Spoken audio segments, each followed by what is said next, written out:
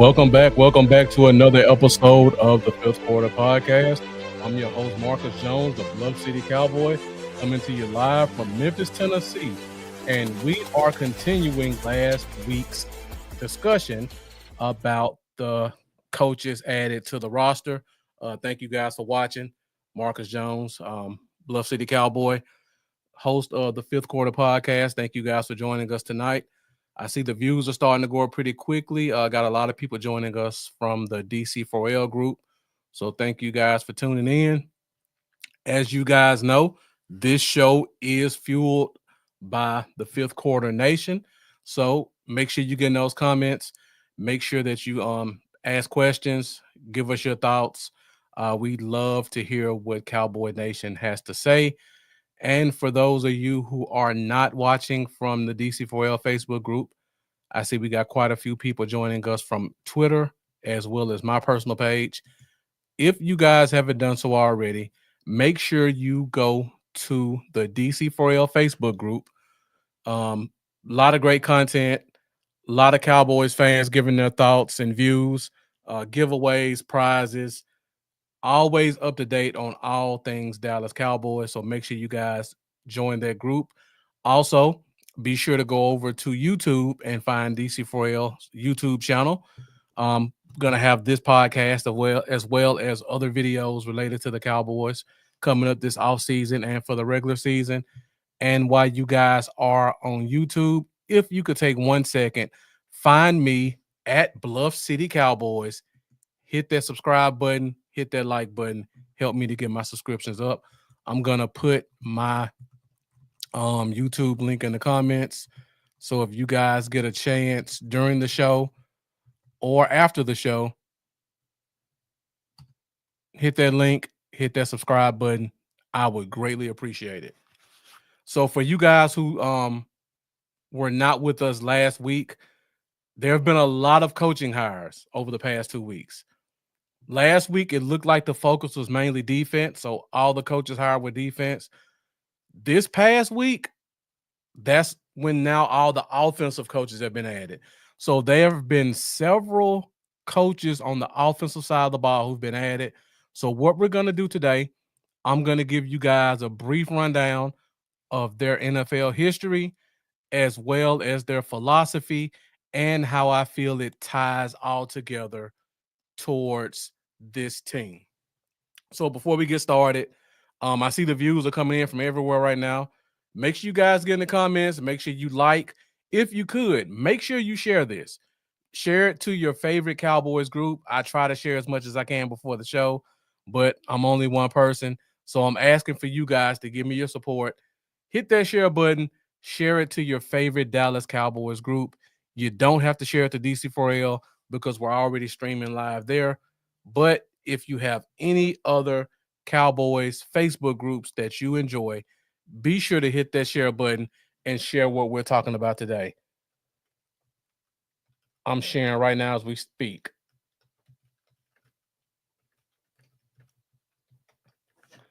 All right, guys, so let's get into it. I see I got my guy Jeff joining us. Jeff, appreciate you tuning in. Make sure you guys get in the comments. Let me know you're there. Let me know where you're watching from. Let me know how long you've been a Cowboys fan.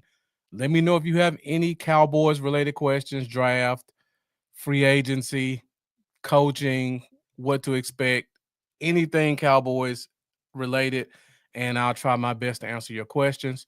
So let's go ahead. Let's get started.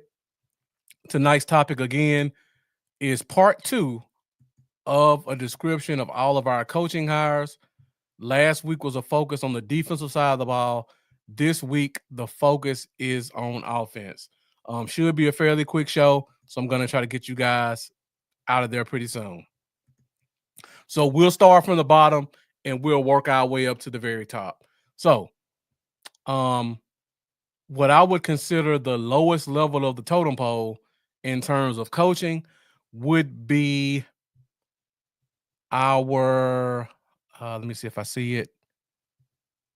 I don't have it pulled up right now, so we'll go ahead and we'll go to our running back coach. Now, this one was area of contention for a lot of fans over the past couple of days because there was talk that we may get to Shard Choice from Texas, or we may get another coach from Florida. But we ended up settling with Foster, the running back coach last year for the Saints, and the year before that with the Chargers. So, just to give you guys a little bit of his history, he coached in college for a couple of years, and then in 2021, he was added to the Chargers coaching staff as the running back coach. And last year, he was the Saints running back coach. Let's see. We got Steve Franco joining us. Thank you for joining, Steve. Steve Franco asking, are we becoming the Bears now? I'll get to that question in a minute once I go through all the coaching hires, and we could talk about that, Steve. Thank you for always joining and being active. All right, so running back coach, and to give you guys a little bit of background of what I think his philosophy will be. So one thing I noticed about him, he's always coached versatile backs. So all the running backs that he's dealt with have been guys who are kind of, I don't want to call them scat backs, but really more all around, all purpose backs. Um, Primarily third down type backs, but also some starting running backs who are just as good in the run as well as the pass. Just to give you guys a couple of names, um, you got from the Chargers, you got Austin Eckler. I believe during the year that the 2 years he was with the Chargers, Austin Eckler had 30 all-purpose touchdowns. That's rushing and receiving. 30 touchdowns over a 2-year span. He also had almost 3,000 yards of total offense. That's rushing as well as receiving. He got 1,000 yards rushing both years, and then he had at or more than 500 yards receiving. Coach Foster also has a background as a running back as well as a wide receiver. He played in college. He started off as a wide receiver, and then he transitioned to the running back position. So that's kind of where his emphasis on having versatile backs who can both catch and run came from. Um, he values explosiveness in his running backs. So no more plotting 4-5, 4-6 backs. His emphasis has been explosive 4-4 runners. And also, he is a big component of guys who are not only fast physically, but fast mentally. He likes guys who can process quick. He likes guys who can find the gaps and guys who can get upfield quickly. Gary Heath says he watches every week from Bessemer, Alabama. Thank you, Gary Heath. I definitely appreciate your support. Appreciate you tuning in. Appreciate all your questions, comments, and everything you bring to the Fifth Quarter Nation. Jeff says, don't really know much about him. Yeah, I mean, he's a running back coach. To me personally, I don't think running back coach is as big of a deal as people were making it out to be. Of course, I would have loved to have the Shard Choice, but if you have a talented running back, the coach, in my opinion, doesn't make him better. The coach just gives him a guide to help him kind of process things quicker. So even though this may not be the guy that everybody wants, that's not saying he can't do a good job if you give him a great running back. And Jeff says Gus Edwards. He was gone when Gus Edwards got there, Jeff. Gus Edwards was still with Baltimore before this coach got there. When this coach was there, it was, I believe, Austin Eckler, Isaiah Spiller, and I can't think of the other running back's name. But yeah, I would have loved to had Anthony Lynn as well, because for one, he's been around the league forever. He has a much extensive experience with running backs, and he's another one of those guys who has that head coach experience, which is normally something the Cowboys like to look for when they're looking for their assistants. So he doesn't have that head coaching experience, but a theme that I've noticed with the coaches that they're hiring, and we talked about this last week on the offensive side of the ball. For one, they are looking for youth and energy. This coach is like 38 years old, so he's going to come in, he's going to be fiery. He's going to be able to get out there and actually work with the guys on more of a hands-on level than some of your oldest coaches would. Consistency.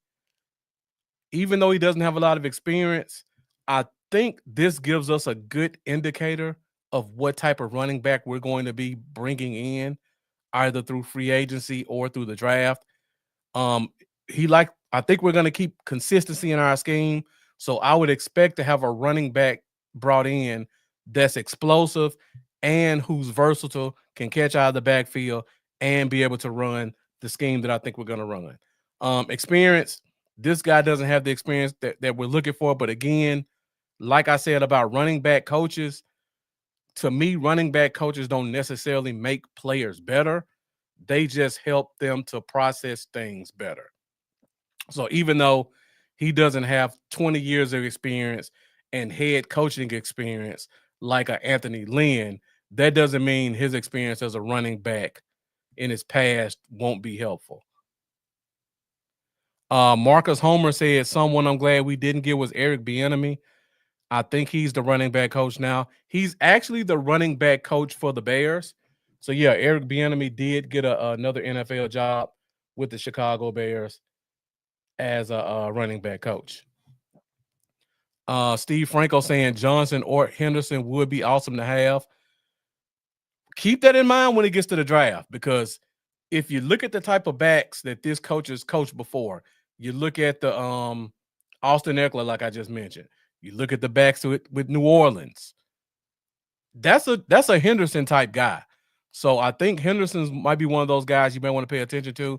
Of course, Genty fits any mold. So coaching doesn't really change what you can do with him, possibly. Jeff saying talking about a demotion. I mean, you gotta, when you go to the bottom, you gotta work your way back up. Gary Heat saying, I hope we get that guy Genty as our running back.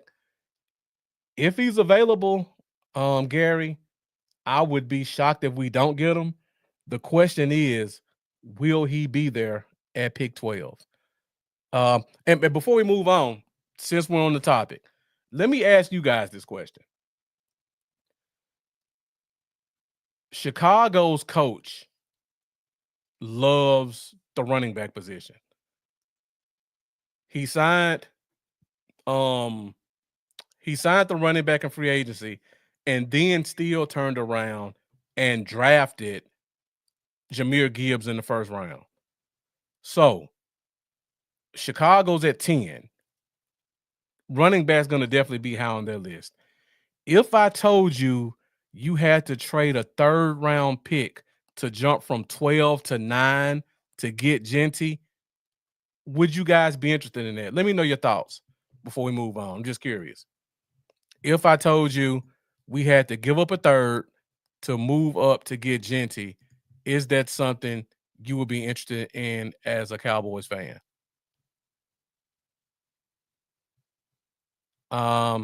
Henderson's a beast. Yeah. I hope we double dip too, Jeff. If there was any time in a draft where you could double dip, it's definitely in this draft, because there are a ton of running backs that are extremely talented available. So Steve Franco says no, no, no. Jeff says no, not trading up in this draft. Too many backs in this draft. I agree with you guys. I don't think I would trade up either. But to be honest, I think it's gonna be very difficult for us to get Genty without leapfrogging Chicago. Gary, he says yes. I guess you feel, Gary, that Genty is the type of generational back that's worth moving up a little bit for. But it is Jerry, so who knows where we're going to go? That's absolutely true. This is not a particularly strong draft at the top. So if you want to get a guy, if you don't think the other guys are worth the first round pick, it might be worth it to move up a spot or two. But me personally, I probably wouldn't. Um, Jeff says we need to talk about Nick Chubb later in the show. That one's iffy. I mean, in terms of the name and what he was 3 years ago, I would say yeah. But he didn't look particularly good coming off of that knee injury. If you told me he's coming in as 100% a backup and he's going to give you 7 to 9 carries a game, maybe he can tap into some of that vintage Nick Chubb and limited carries. I say okay, possibly, but it's got to be a guy in front of him.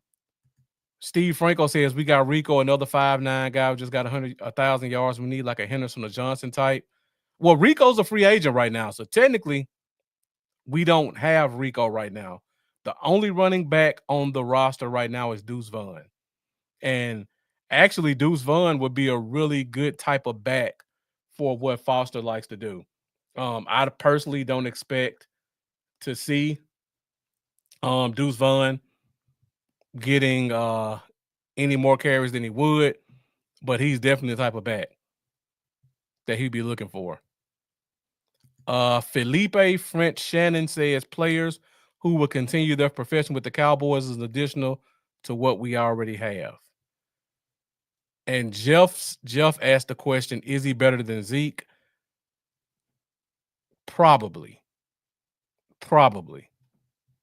I think Zeke's done, but that's another topic for another day once we tap more into free agency. Steve Franco says thought he had another year. No, he's a free agent right now. So he's definitely going to be out there trying to get another contract. Unfortunately, because of how deep the draft is and how many starting running backs are going to be available in free agency, I don't think his asking price is going to be that high.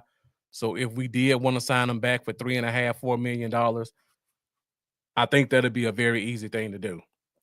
But free agency talk. Aaron Jones is probably going to be available. Aaron Jones would definitely fit what I think this scheme would go to. If you could get Aaron Jones for $5 million, is that a guy that you guys would like to get? Aaron Jones. Now, caveat, if you get Aaron Jones, that takes you out of Genty for the first round. So it's going to be Aaron Jones and a second or third round running back. Let me know what you guys think about that. Would you rather Aaron Jones and a second round back or signing Rico back at $3 million and drafting Genty? Just curious. And then we'll move on to the other coaching positions. I just want to get you guys' thoughts about that.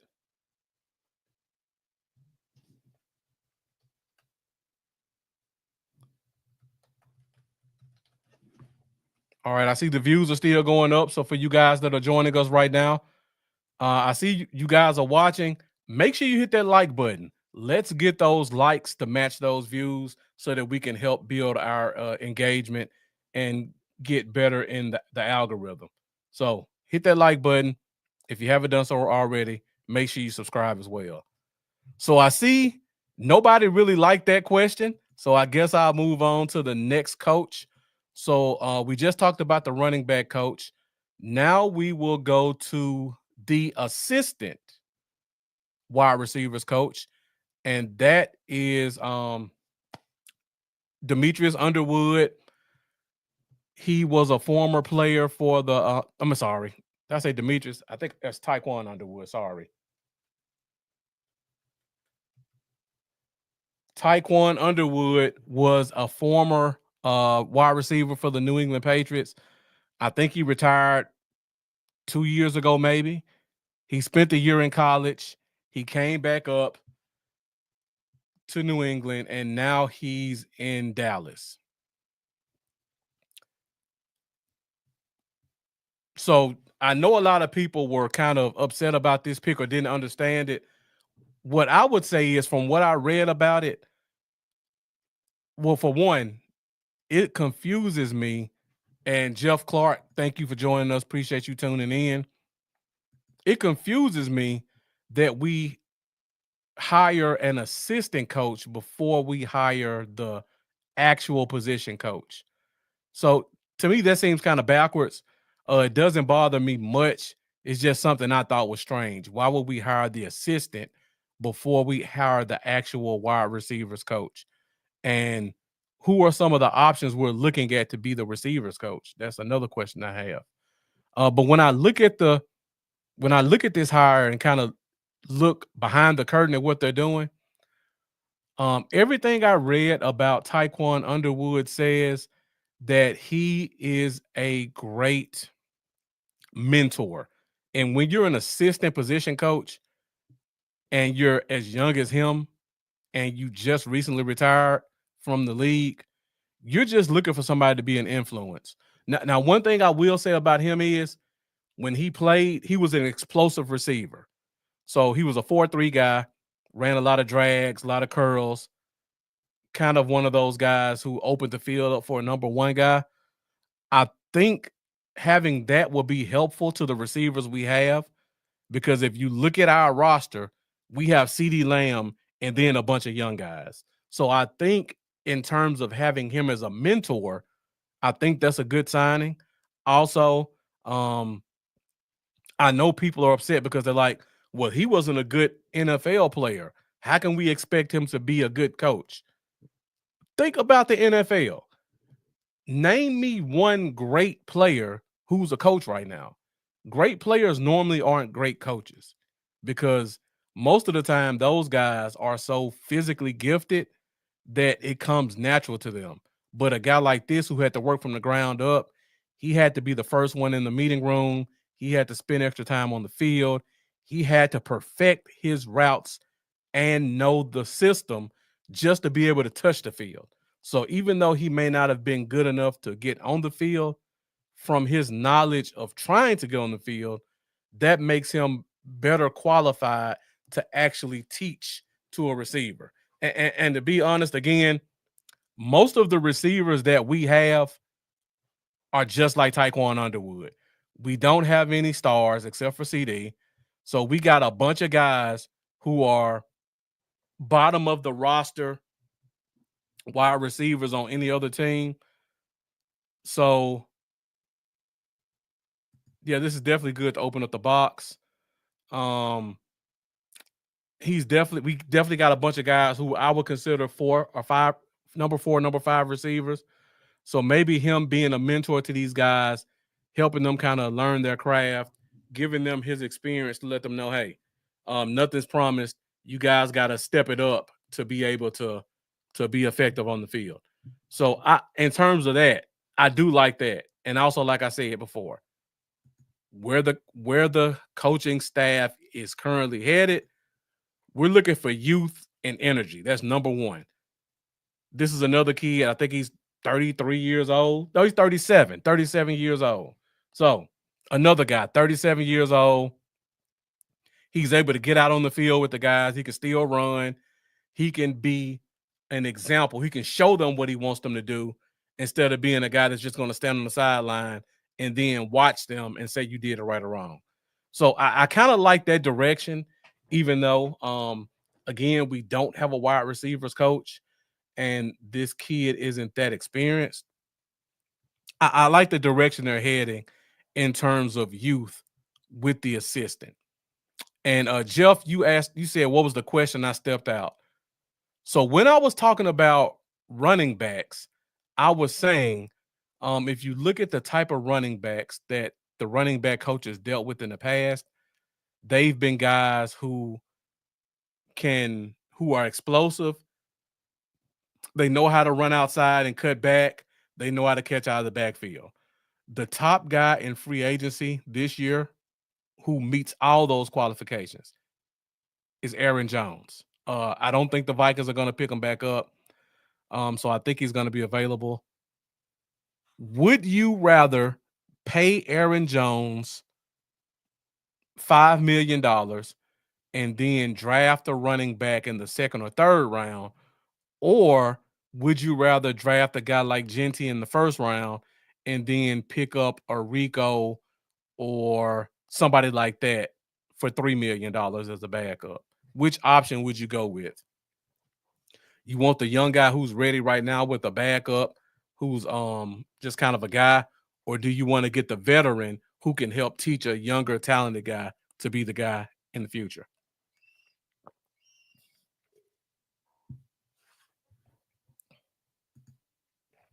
All right. So while I wait for you guys to respond on that, Jeff says draft a Genty and pick up a Rico. I can't disagree with that. Go ahead and take care of the future now. Um, and also the lifespan of a running back is short. So to the question, if you were to draft a guy year one, you've only got 4 years on that contract. So if you don't use him year one and you decide to bring him out year two, you've only got 3 years of usage with him. And that second year is going to be a kind of a fill him out year. So now you really only got 2 years to see if he's the starter. Go ahead and get the guy you want now. Put him out there day one. Let him get his bumps. By week 10, week 11, you know what you got. And then by year two, you've got a guy who's ready to go from day one. Jeff says for a league minimum, I will sign Jones no more than that. He's definitely going to be more than a league minimum guy. All right, guys, we're at 27 minutes. We're pretty much at the halfway point. So at some point, I'm going to put the whiteboard back up, and we're going to talk a little bit about this offensive scheme. So if you guys are with us, make sure you stick with us for another 10 or 15 minutes. We're going to go to the whiteboard a little bit. I'm going to show you guys a little bit of what you can expect from this scheme, as well as from our offensive coordinator. So the next position we're going to talk about is a guy who's been here for a while, and that is our tight ends coach, Lunda Wales. Lunda Wales is highly respected around the NFL. He's a highly sought after guy for not only a tight ends coach, but an offensive line coach. He even took a couple of interviews for offensive coordinator positions. So, very well respected, very talented guy at what he does. He helped to reinvigorate Evan Ingram's career while he was with the Giants. So he started off with the Giants as an offensive line coach from 2012 to 2017. From there, they transitioned him to the tight ends coach 2018, 2019. And then Dallas was able to sign him in 2020. And he's been our tight ends coach ever since. So we've seen quite a few guys progress under Lunda Wales. Go back to tight end Blake Jarwin, had some good years under him. Dalton Schultz came out of nowhere, had a great season under him. Before Lunda Wales got there, we thought Dalton Schultz was just a glorified fullback, and Lunda Wales made him look like an all-pro type tight end. Dalton Schultz takes a big contract, and then Jake Ferguson steps in. We have one great year of Jake Ferguson, and then a second year of him dealing with injuries. We draft Schoonmaker. Everybody hated the draft pick, including myself.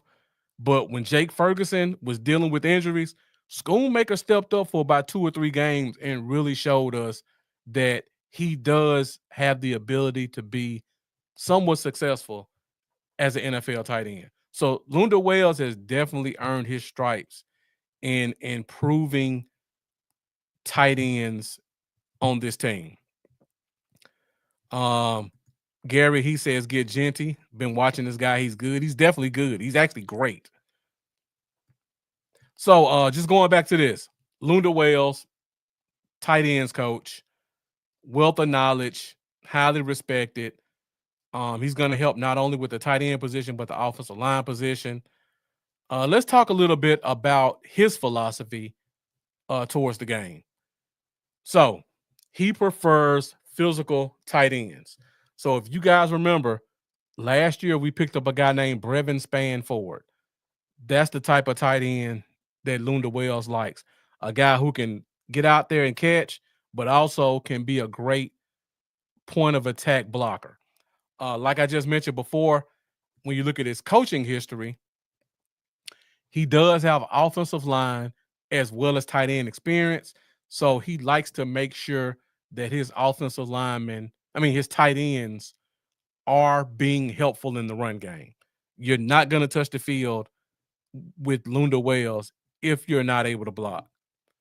Jeff says Schoonmaker still could have been drafted 3 rounds later. Actually, I wouldn't have drafted him at all. I would have just stuck with Brevin Spanford and saw what we had with him. But conversation for another day.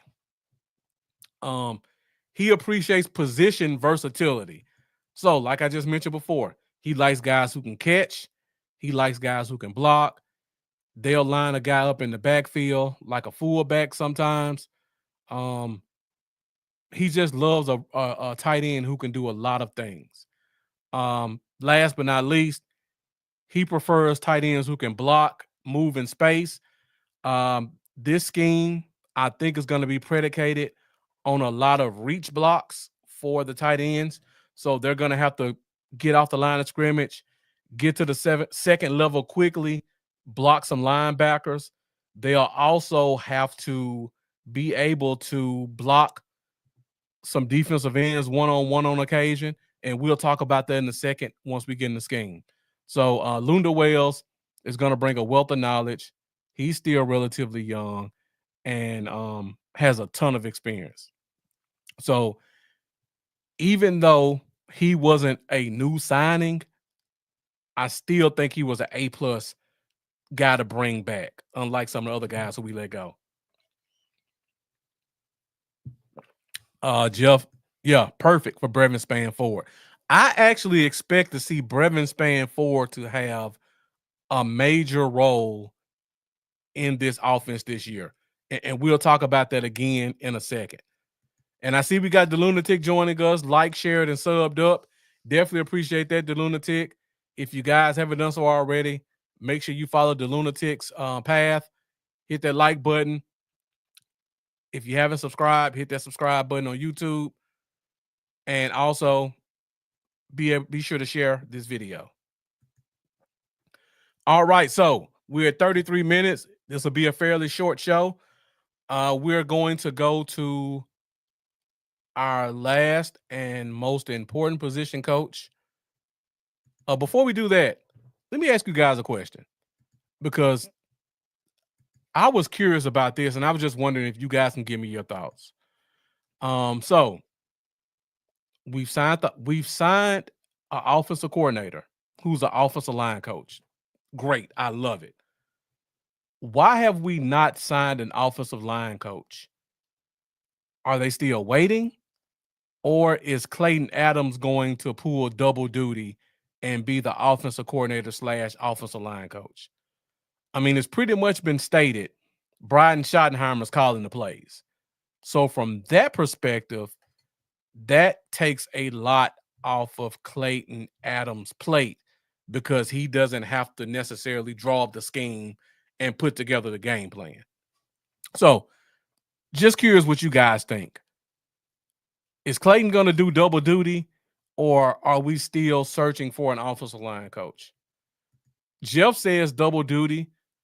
The way we're looking right now, I'm kind of leaning towards that, because, again, Clayton Adams is not going to have to draw up the scheme. So he has a lot of duties off of his plate. He's known for being an offensive line guy. And then we also have Lunda Wells, who has a wealth of offensive line experience. So between those two, I feel like they can pick up the slack. So that's where I'm with that. But then my other question is, we have not signed a wide receivers coach yet. Why do you guys think we haven't signed a wide receivers coach? Just curious. Charles Moon, thank you for joining us. That's definitely what we're missing. I can understand why we haven't signed an offensive line coach. We got Lunda Wells, we got Clayton Adams. Sort of makes sense. Why have we not signed a wide receivers coach yet? Nobody on our staff has wide receivers experience.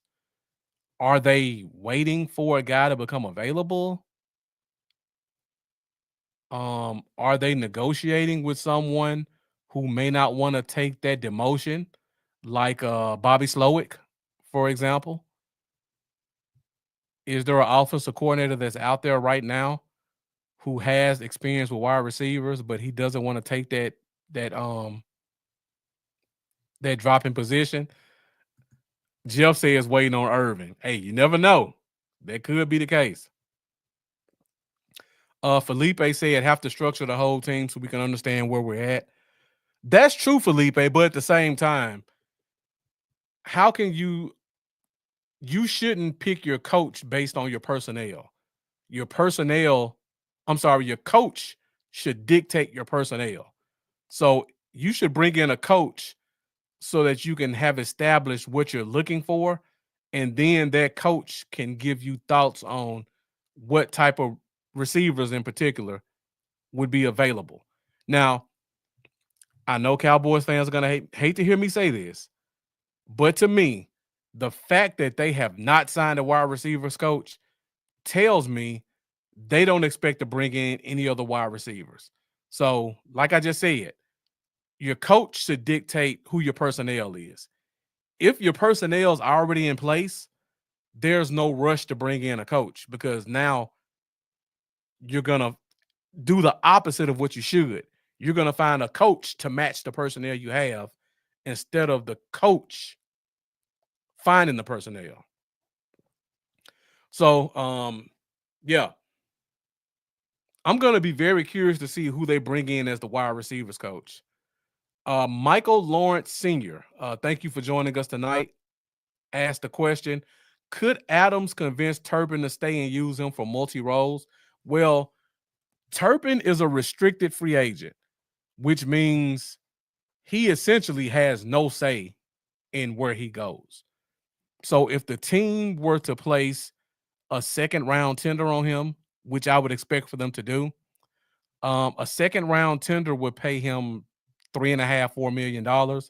So that means if any team wants to sign him to a contract, they have to first write up the contract and he has to sign it. If he signs that contract, the Cowboys have the right to match that contract. So let's say Washington, which is going to be a team that tries to steal a lot of our players, and in my opinion, are probably going to be successful. Let's say Washington signs him to a $6 million a year deal. 3 years, $18 million, $7 million signing bonus. If Turpin signs the dotted line, the Cowboys have 24 hours to match that contract. And if they do, Turpin stays on the team. If they don't, the Commanders or whatever team signs into a contract has to give us a second round pick in exchange. Now, in this draft, I would hate to see Turpin go, but if there were any draft to have an extra second round pick in, it would be this one, because the strength of this draft, in my opinion, is between pick 20 and pick 55. So that's where all your talent's going to be at. So if you want to stockpile, that second round would be the place to do it at. So unless somebody's going to write up a contract that just blows out the water anything Dallas would match, I would be shocked if he even gets a contract offered by another team.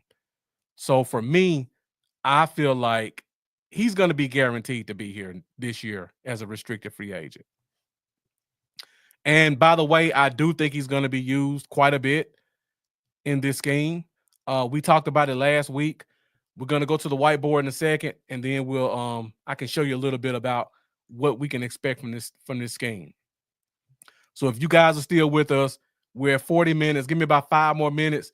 We'll hit the whiteboard up and we'll talk about schematically some of the things I think we can expect from this offense this year. So before we do that, let's go back and talk about the last and biggest signing that we had, and that was our new offensive coordinator, Clayton Adams. So, for you guys who are not familiar with Clayton Adams is probably a top 3 offensive line coach in NFL. Highly sought after guy. If we didn't sign him for offensive coordinator, somebody else would have. The Cardinals pretty much were expecting he's going to be gone. So a little bit of his history. He was with Matt Eberflus in Indianapolis as an assistant coach. From there, similar to Lunda Wells, he went on to become a tight ends coach. Had some very good blocking tight ends in Indianapolis. And then from there, he went on to coach the Arizona Cardinals as the offensive line coach. The Cardinals took a bunch of castaways and made them quality offensive linemen. They were top 5 in rushing the 2 years he was there. If you go back to the Indy years, they had a bunch of running backs, some rookies, some young guys. They were top 5 in rushing all those years as well. So wherever this guy goes, they're going to run the ball and they're going to be successful. And like Michael Lawrence said, Adams depended on running routes a lot when he was with Arizona.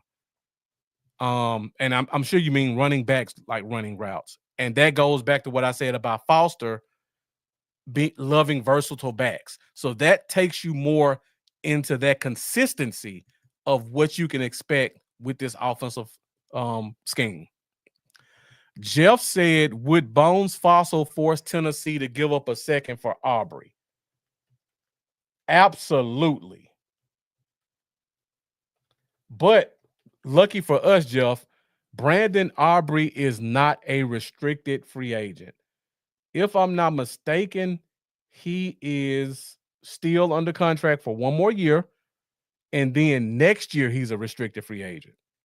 So if we don't sign him now, next year, and you said second, Jeff, we can use a first round tender for Brandon Aubrey. And the first round tender is worth $6 million. So we could sign Brandon Aubrey to a first round tender at $6 million, which is a steal. If a team, like Jeff just said, Tennessee, wanted to take Aubrey from us, they would have to write a contract that we could not match. So again, they write the contract, Aubrey signs on the dotted line, the Cowboys have 24 hours to match. If the Cowboys match, whatever that contract was, that's Aubrey's contract with the Cowboys. If they don't match, then Tennessee has to give us a first round pick. So the better question, Jeff, is would Bones Fossil force Tennessee to give up a first round pick for Brandon Aubrey? And based off of what we can expect from Tennessee, they're probably going to be a bottom half of the league team, which means that first round pick could be anywhere from honestly 1 to 12. So does Bones Fossil love Aubrey enough? And does Tennessee have enough respect for Aubrey to ask them to risk putting a top 12 pick on the line to sign him? That's the question. I would say the answer is probably no. So because of that reason, I think you can expect Brandon Aubrey to be here for at least the next 2 years. And then you add on top of that, the franchise tag for kickers is only $6 million. So you got him this year for dirt cheap. You put a first round tender on them next year for $6 million. They could technically franchise tag him again for $6 million twice. So Brandon Aubrey is going to be here for at least the next 3 years. Don't worry about that one. Brandon Aubrey is going to be here for a while. Felipe said Turpin accumulated approximately 3,000 yards. That's 100% true. The question is somebody going to try to offer him a contract to take him away from us?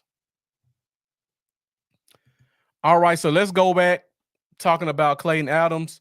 So Clayton Adams, everywhere he went, the running backs were effective. To talk a little bit about his scheme and his style, he believes in a heavy running attack. He prefers fast, physical backs.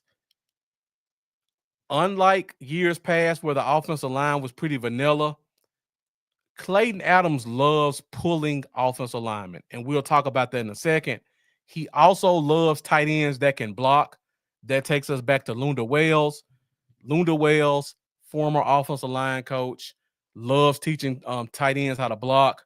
You bring in a Schoonmaker, you bring in a Brevin Spanford. It all ties together again. Clayton Adams, relatively young guy, youth and energy, consistency in the scheme, and experience. Those are the three key points to remember for what this coaching staff is putting together. So, tight ends that can block, pulling linemen. Jeff says how much of that top 5 running game was attributed to Kyler Murray. Well, Jeff, you got to go back to Indianapolis also. They did not have a running quarterback because at the time, their quarterbacks were Matt Ryan and Phillip Rivers. And I believe Joe Flacco maybe. So they weren't running the ball with quarterbacks in Indy. And if you go back and look at Kyler Murray, he may have contributed in 2024, but in 2023, he missed half the season, so he only had 200 yards rushing in 2023.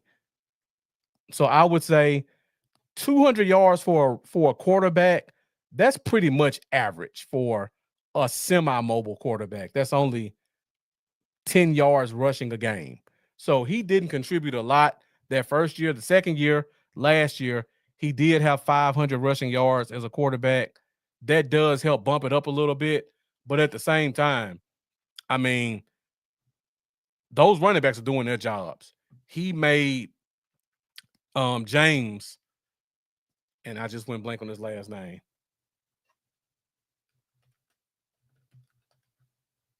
James Conner. He did make James Conner look like a very good running back the past 2 years. James Conner had back-to-back 1,000-yard seasons, almost 5 yards a carry. He averaged out 35 catches a game. So James Conner's only 2,000-yard rushing seasons were under Clayton Adams. Every year before that, he was at 700 yards. So you can definitely see how he made an average running back a good running back. So just imagine what he's going to do when he gets to build a whole scheme around what he likes, and they're going to bring in what I expect to be a top running back.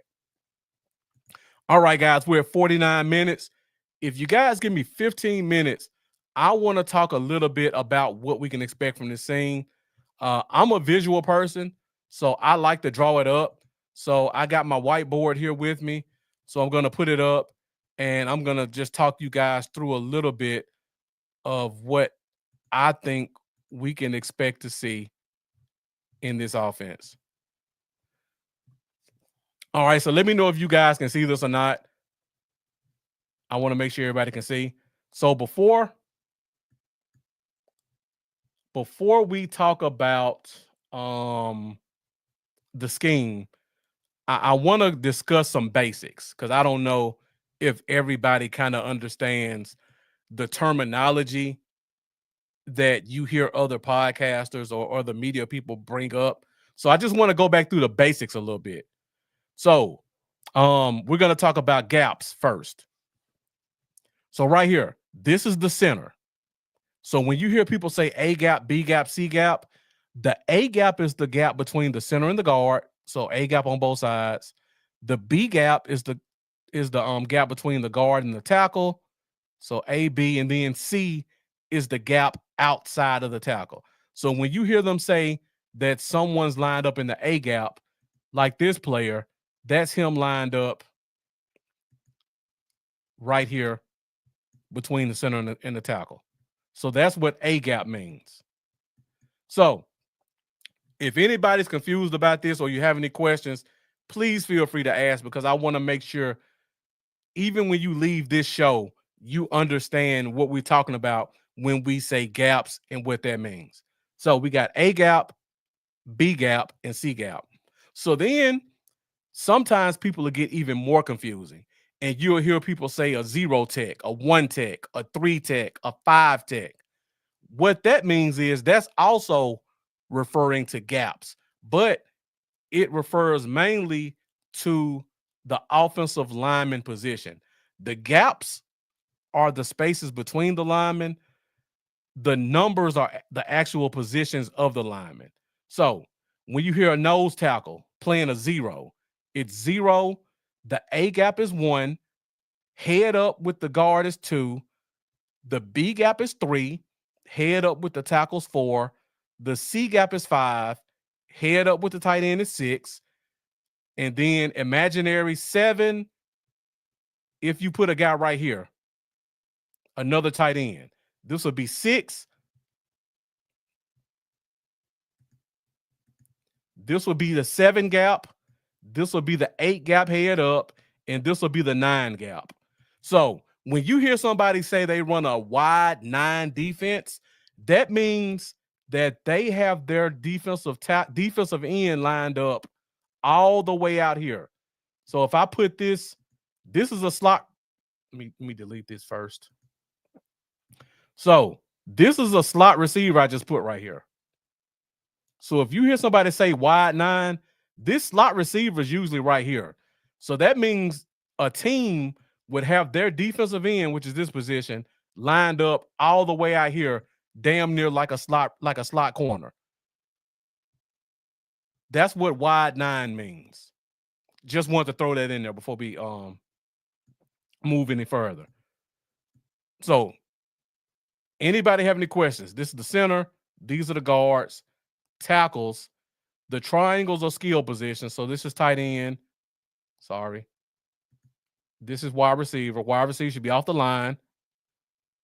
Let me know if anybody needs me to explain why this receiver has to be off the line. Because I know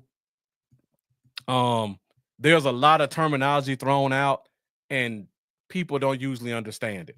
So A gap, B gap, C gap, 0, usually a nose tackle. A 1 tech is usually a guy who's lined up right here, and they're normally angled. So his head is pointed right there. That's a 1 tech.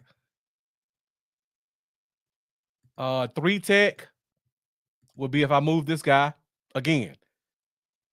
The 3 gap between the guard and the tackle. And again, these guys are normally lined up right here like that.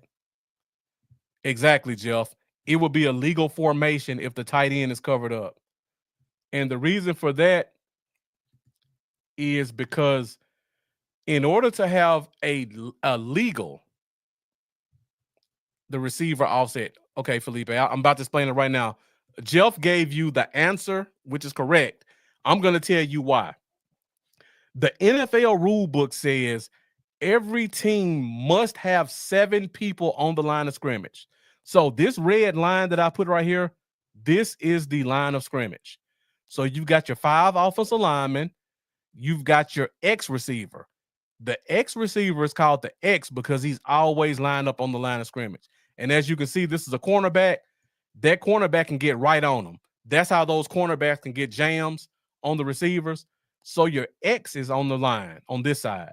Your 5 offensive linemen. And then on the right side of the line, you have to have at least 1 guy on the line of scrimmage. Now, if you put this guy on the line of scrimmage, now you have 8 guys. 1, 2, 3, 4, 5, 6, 7, 8. That's an illegal formation. So in order to make it legal, you have to take this guy off the line of scrimmage. So now you have 7 guys on the line and 4 guys in the backfield. You cannot have this guy this guy cannot run a route if this guy's on the line of scrimmage. Because anytime you have more than 7 people on the line of scrimmage, anybody else that's on the line of scrimmage inside of those 7 cannot legally run downfield. So if this guy's on the line of scrimmage and this guy's on the line of scrimmage, he's basically the same thing as a tackle. He cannot go downfield. If you put him off the line of scrimmage, now he can run a route just like this guy can run a route, or this guy can run a route. So that's kind of what the offsets mean.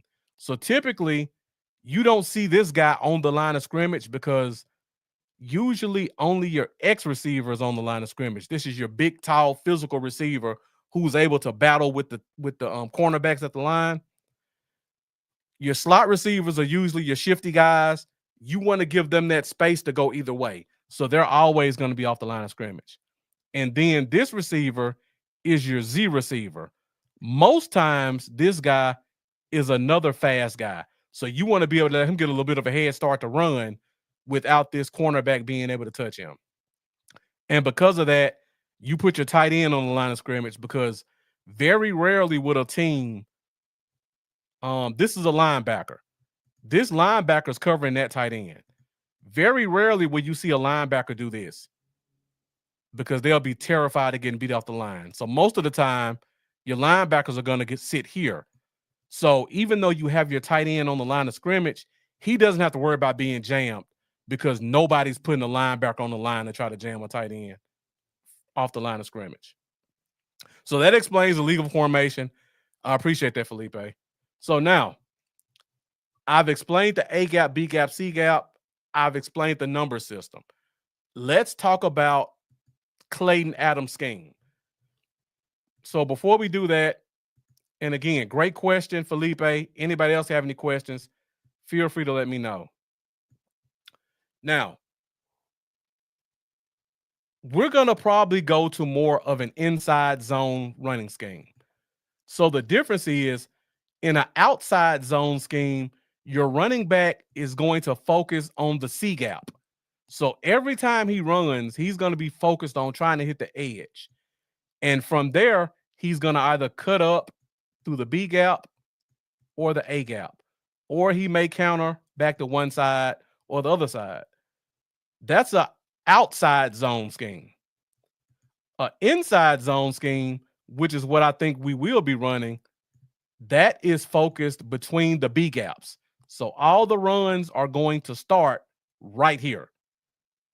They're either going to run here, here, or they're going to cut back.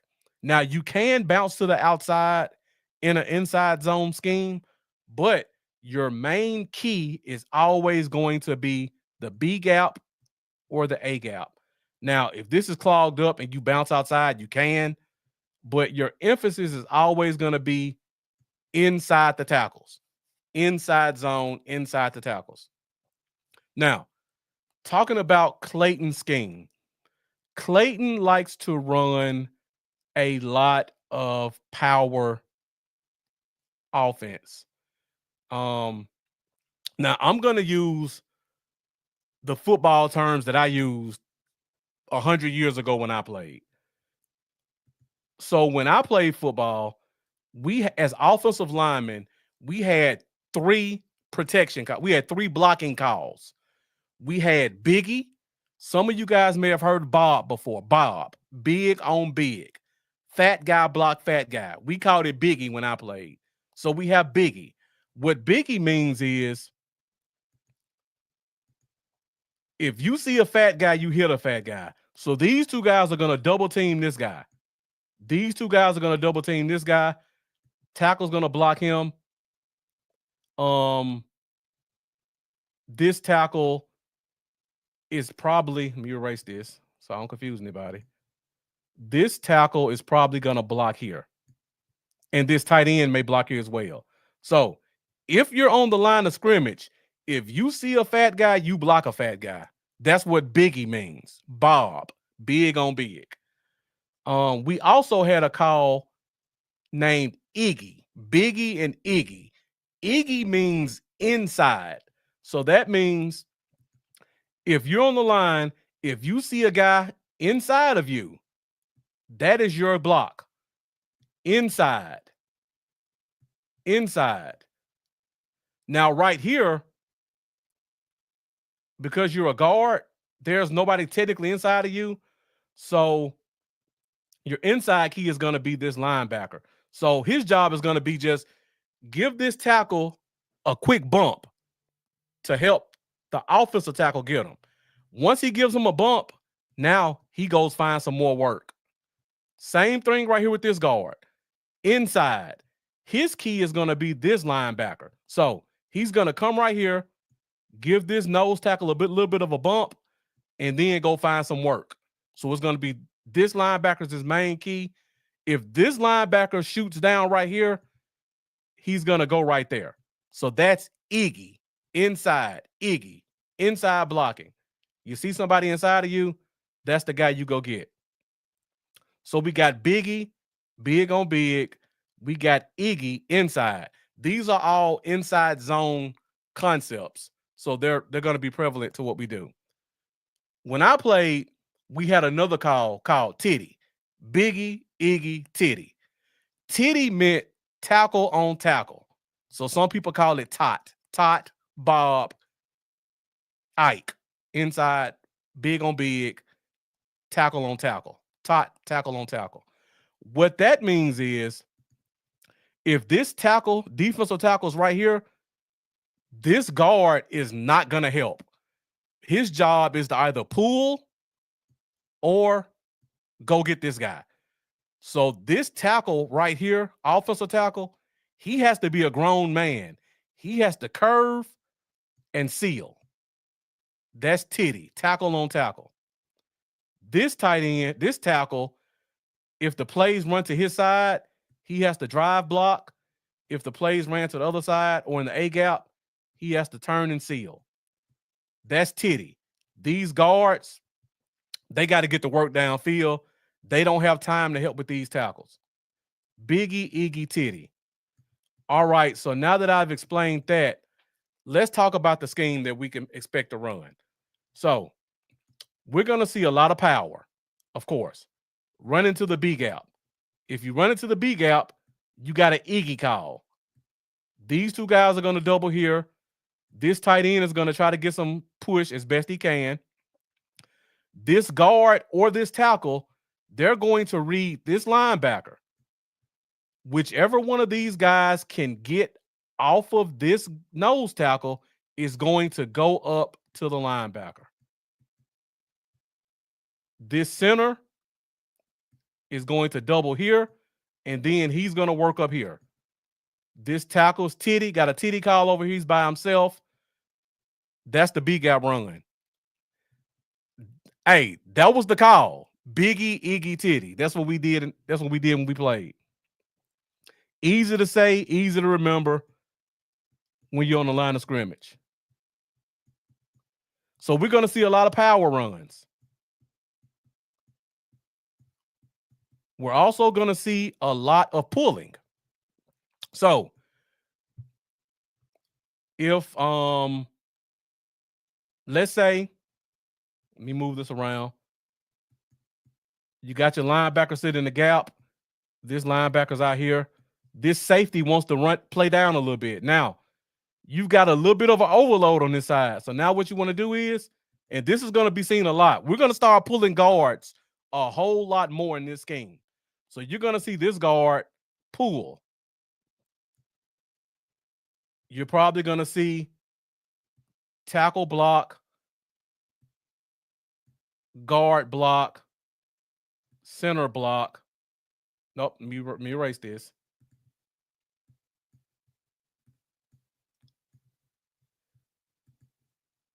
You're going to see this center get here. I did it wrong again, my mistake. You're going to see a backside block here. You're going to have a TD call right here. This tackle has to get across this tackle's face so he doesn't blow up the play as this guard pulls. And then from here, you're going to have some down blocks. You'll probably try to get this tight end up here. This guard is going to try to clear out this end. Or if your tight end is a grown man, Like I said, we want in this scheme, your tight end may try to block this guy so this guard can come up right here and lead the running back into the hole. Hey, that's the call, Jeff. I can't change what the call is. We'll start calling it tot then. It's the tot call, since people don't like that.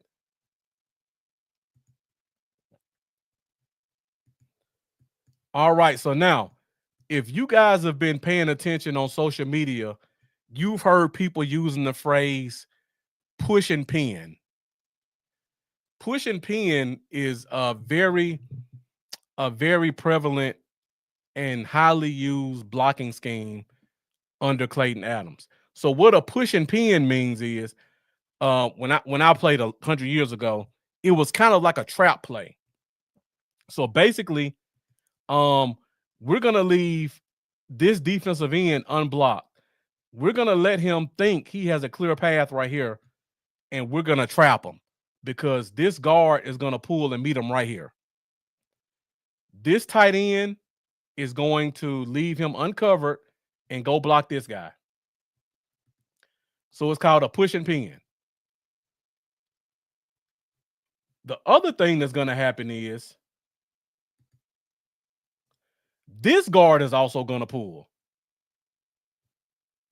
So let me back up because I did that wrong. This is a regular pull. So this tackle is going to block down. This guard is going to pull and trap this tackle. So this end is going to come off the line. He's going to think, hey, nobody blocked me. I got a free release. And then, bam, this guard is going to catch him right here.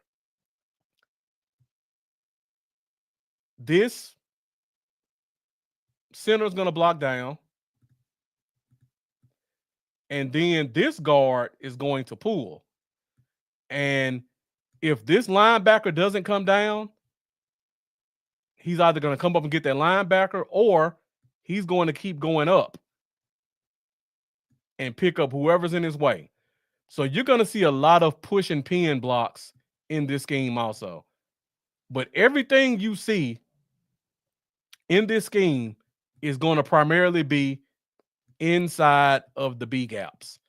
So we're going to need our guards to be more athletic because they're going to be doing a lot of pulling. We're going to need our tackles to be able to make these trap blocks on these defensive tackles and on these defensive ends because the plays are going to happen quick. So you're going to need to make sure that if we run the ball, and this would be my last example.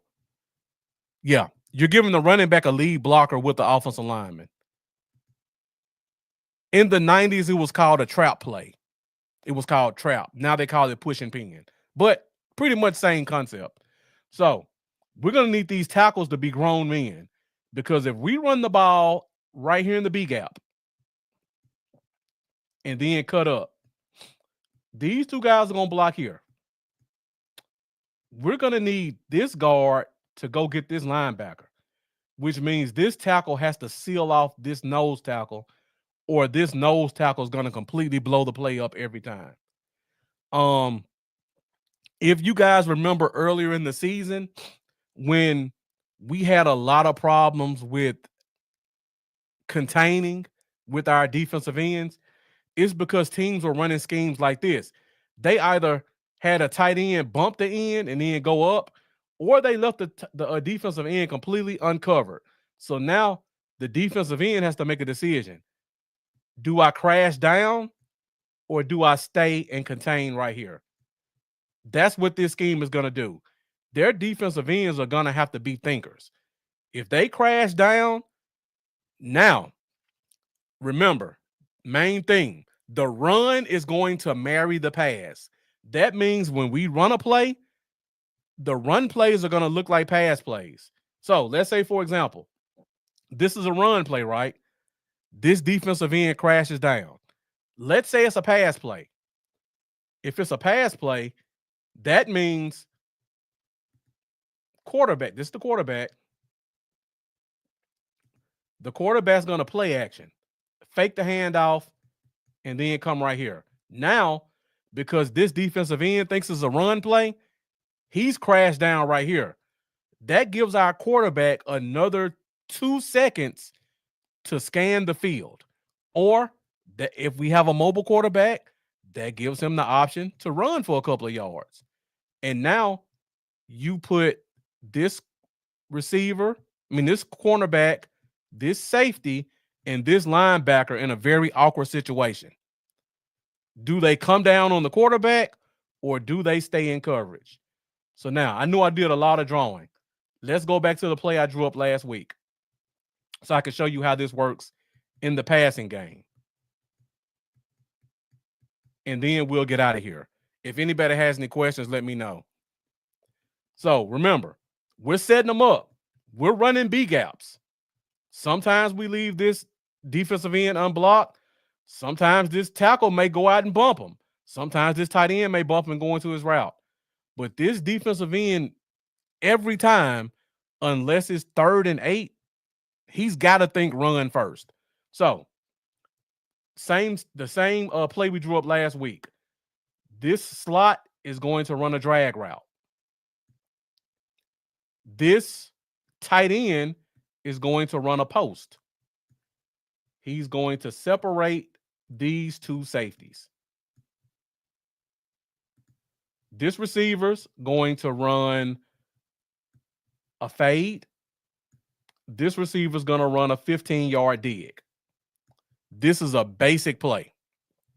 Now, if we've set up the run correctly, the quarterback is going to play action. So fake the run right here. Play action. If they think it's run, this linebacker may come up. This linebacker may come up. This safety may come up. If they come up, you've got this drag route open right behind them. You follow me so far? This running back, it's a play action. So he's faking the run. This running back may do a curl route right here, or this running back may follow out the fake and run a flat route. So now we've done play action. If this linebacker does what he's supposed to do, he's going to stay with this running back. So the running back doesn't get the ball. He keeps running a route. This linebacker's supposed to follow. That means this middle of the field is now open. The drag route can sit right here. Bam. Easy 5-yard completion. Let's say this linebacker sees this wide receiver. He says, I'm going to cut this off. What does that do? This post route, tight end right here. Bam, right over his head. Let's say this safety sees the tight end open. I'm going to go get this safety. You got one-on-one right here. This guy has to win. It's one-on-one. Or let's say, I know it's a lot of drawings. I hope you guys can keep up with it. I'm trying not to go too far in the weeds, but I just love this stuff. I'm sorry. So we got this drag route. Let's say this this safety sees this tight end. This safety stays deep like he's supposed to. This safety says, I'm about to cut off this tight end because this linebacker came down. Bam, 15-yard dig. He's got to win this route. So yeah, so this is the basics of what this scheme is going to look like. We're going to use our running game to draw. We're going to either draw these linebackers down and they're going to get met with a guard knocking them out, or we're going to make them come down and throw the ball over their heads.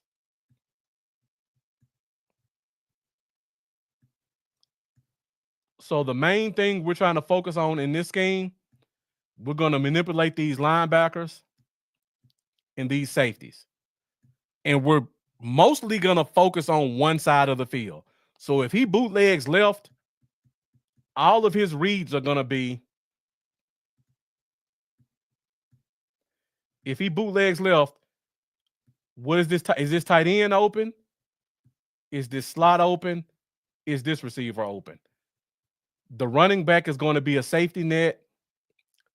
This wide receiver right here is going to be a safety net. So we're manipulating linebackers and safeties. We're going to run the ball, make these linebackers and safeties come down. If they don't come down, you got to see this guard. If you don't come down and fill the gap, you got to see this guard right here, or you got to see this guard right here. But you're going to see a guard if you're a linebacker. Tackles got to be grown men. Tight ends got to get up and block. I know there was a lot, but in a nutshell, that's what you guys can expect from this scheme if they run it the way that it's intended to be run. Everything's going to be starting between these gaps. Everything's going to be starting between these gaps because we're trying to manipulate these guys to either drop down or stay back in coverage. So the read should be a lot easier. The passes should be a lot quicker. It should be a one side of the field read because we're doing play action. So he's going to play action and go left, or he's going to play action and go right. But whatever side this running back pulls the fake out on, that's the side of the field we're reading. So if he does play action, this running back goes here. If the running back goes here, what does this guy do? What does this guy do? What does this guy do? Depending on what they do, will tell us where the ball's going to get thrown. So it should be quick reads. It should be one side of the field reads, and the ball should come out quickly. And if he's somewhat healthy, there should be some opportunities for him to run the ball for short yardages if he can get down quick. And if the pass game is successful and these linebackers are afraid to leave their zones because we keep throwing the ball over their heads and they start going back right here, now this running back is running behind Tyler Guyton, Cooper Beebe, and whoever the guard is right here, Chase Hoffman.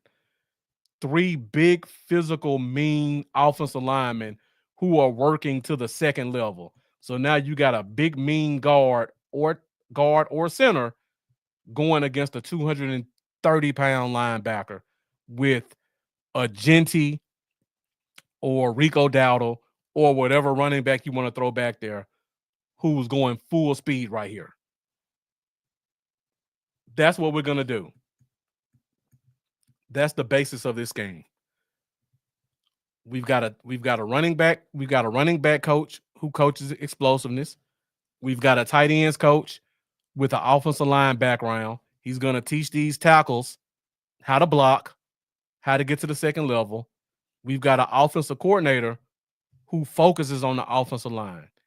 Everything is consistent in this scheme. There's nobody who's a spread guy coming in trying to learn a power game. Everybody's on the same accord. And you got Brian Schottenheimer, who's been doing this same scheme for 20 years. So that's pretty much where we are. I see the views went up pretty quick, so thank you guys for sticking with us.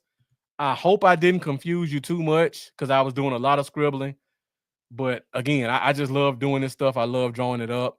If you guys have any questions, feel free to put them in the chat. Jeff asked the question, would this scheme utilize the I formation 12 personnel 4-5 wide receiver concepts? This scheme won't have as many 4 wide receiver concepts, I don't think. Because if you do, you would be subbing out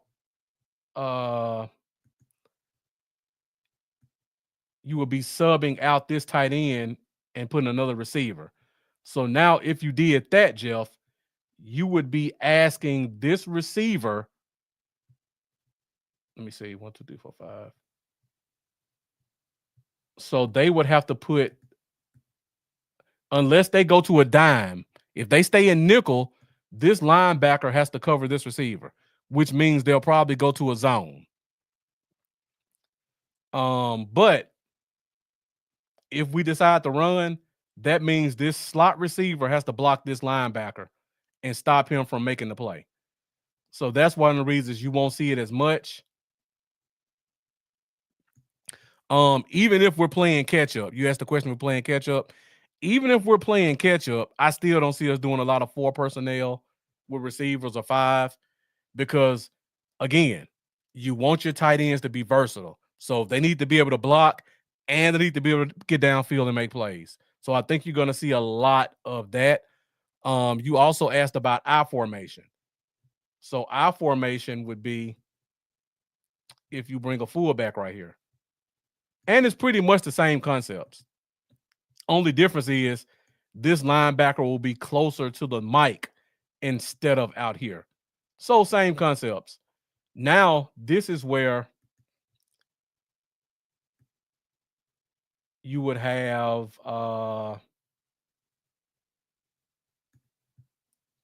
this guy here, this guy here, this guy here. This would be a what I would consider a biggie call, Jeff. This would be a biggie, a true biggie call. Because now double here, double here.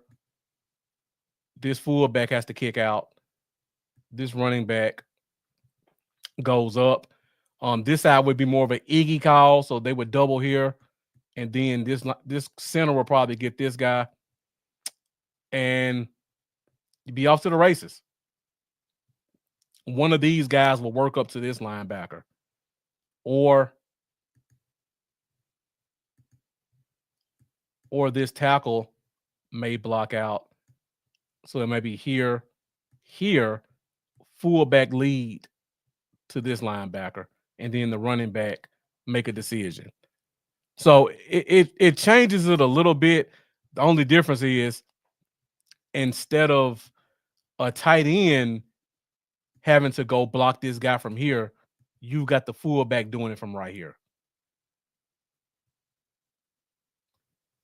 And then if you want to do what they call the push and pin, where you start trapping people, now in a power scheme, you've got block down, you've got block out, you've got this pull here, you've got this guy here.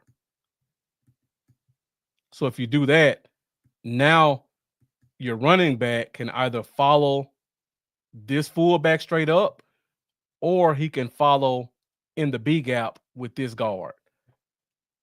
So it changes a little bit, but it's still the same concepts. Well, the thing about this scheme, Jeff, it's gonna be a basic scheme. Unfortunately, I know people hate to hear that, but basic doesn't necessarily mean predictable.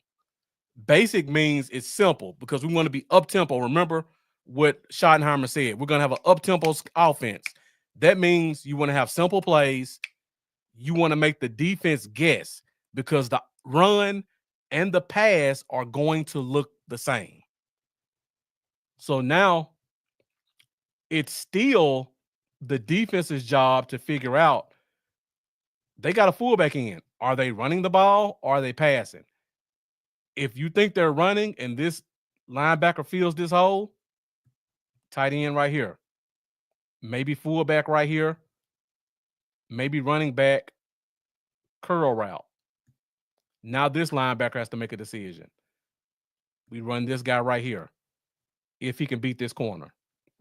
Now the safety has to make a decision. Does he come down? Does he cover his deep middle? So it's basic, but it's a lot of moving parts. And again, it all emphasizes these linebackers and the safety on one side of the field. What do they do depending on if they think it's a run or a pass? All right, guys, that's pretty much all I have for today. I hope I didn't confuse anybody too much, but I really wanted to get on the board a little bit and show you guys a little bit of what you can expect to see from this game. It's definitely going to be a heavy emphasis on the run. You're definitely going to see a lot of play action. You're definitely going to see a lot of the run and the pass looking the same. And like I said, everything's consistent. The offensive coordinator likes to run the ball. The head coach likes to run the ball. He's going to call your plays. The offensive coordinator is an offensive line guy. So he's going to work on the trenches. He's going to work on the running plays. Your tight ends coach is an offensive line background. They're going to be emphasizing on blocking. And then your running backs coach is going to be focused on quick decisions, quick processing, explosiveness, being able to catch out of the backfield as well as hitting your gaps quickly. Because, like I just showed you guys, these running backs are going to be involved in this offense because the run and the pass are going to look the same. If they do a pass play and they do that play action, that running back's not just going to fake and stand there. He's going to have to block or he's going to have to go run a route so we can move that linebacker so that we can open up something behind him. So it's all gonna be intertwined together. Yeah, the blockers are gonna be more involved. I know people talk bad about Terrence Steele. Terrence Steele was a top 15 run blocking tackle in the league. In this scheme, I think he's only gonna get better in terms of run blocking. Also, because this scheme is going to have the run and the pass look the same and it's going to be up tempo and it's going to be quick passes. The thing I hate about the old scheme, and you guys heard me talk about this all the time last year, some of our plays take 4 seconds to develop. If you've got a tackle who can't block for a long time and you're making him block for 4 seconds, it's a recipe for disaster. Look at the Chiefs. Everything the Chiefs do, the Chiefs pretty much run this same scheme we run. I know people want to say, well, Andy Reid's exotic. They see the ring around the rosy plays and stuff like that. But if you really look at the Chiefs scheme, it's exactly what I just drew up. You're going to have a running back play action. Patrick Mahomes is going to bootleg out one way or the other. The tight end's going to read the linebackers and the safeties. One side of the field reads short throws, and if all else fails, the quarterback can get you 3 or 4 yards. That's the Chiefs scheme to the T. That's similar to what we're gonna run. And nothing exotic. Do your job, make your blocks. They have some horrible tackles. And Patrick Mahomes is still carving teams up because the way the scheme is made, tackles don't have to block as long. So I know you guys think Guyton's horrible. I know you think Steele is horrible. That's those guys having to block for 4 or 5 seconds. What's going to happen when they only have to block for 2 seconds, 2.5 seconds? Now we get to see those long arms and those quick feet be utilized to their maximum. So maybe we may get a better production out of them. And then on the inside, we just got three big nasties who are going to just terrorize defensive tackles and linebackers. All right, guys, that's pretty much all I have for today's show. I hope you guys got something out of it. I appreciate that, Jeff. I'm going to keep bringing the whiteboards back so that we can talk about concepts and schemes and philosophies. I'm a visual person. I just think it's better if you can show and visualize what you can expect. So we're going to keep bringing that up throughout the off season. You're definitely going to see it a lot more during the regular season. So be sure to stick with us. Join us every Wednesday night at 8:30 Central Standard Time for the Fifth Quarter Podcast. I don't think I'll be doing a show this week after the Super Bowl, unless we make some more coaching signings in terms of wide receivers coach, offensive line coach. If they do, we'll be back here Wednesday. If not, I'm going to take a week off. And then when we come back the next week, we're going to jump right into free agency. So we'll be talking about the 5 positions of need. We'll be talking about the guys who are free agents, either restricted, unrestricted, exclusive rights. I'll explain all that. We'll talk about who we think will be re-signed, who we think will be let go. We'll talk about what their potential contracts either here or elsewhere will be. And we'll talk about some of the free agents who have come from the teams of our coaches and how I think some of those guys may fit in this scheme and what their price tags will be. So we got a lot to talk about in terms of free agency. And then from there, we'll transition into the draft, and then we'll be full steam ahead into the offseason. So make sure you guys stick with us every Wednesday night, 8:30 Central Standard Time for the Fifth Quarter Podcast. Thank you guys again for joining me tonight. The show was fueled by Fifth Quarter Nation. You guys really brought it in the comments. It is difficult to sit in front of a camera for an hour and a half and just talk in the space. So I definitely appreciate all you guys who were interactive and engaging with me through all of my talking and all of my demonstrations. Hope you guys join us. Be sure to hit that like button. Be sure to go subscribe on YouTube. It takes 5 seconds, and it'll mean it'll mean the world to me if you guys hit that subscribe button. Help me get to 1,000 subscribers. Thank you guys for watching. Definitely appreciate your support. And as always, let's go Cowboys. I will see you guys either this week or the week after. Have a good night.